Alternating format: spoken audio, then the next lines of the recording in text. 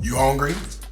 Let's make a snack. Into a bowl, I've got some chorizo. To the chorizo, I'm just gonna add a little ground beef, something I like to do from time to time. To season the mixture, I've got some diced onion and some diced garlic.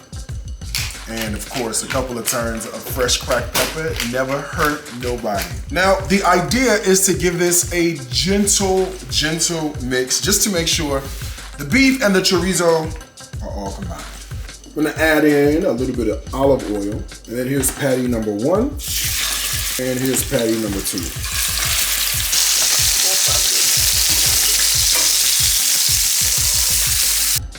Jumbo shrimp, a little bit of olive oil, pinch of salt, and a little bit of Old Bay. Give that a mix.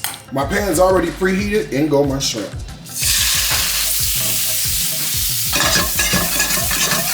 Let's make a little chipotle mayo. I'm gonna start by adding in some good mayonnaise right into this bowl.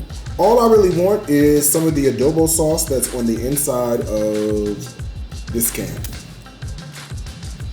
A little pinch of kosher salt and a little pinch of sugar. Give that a good mix.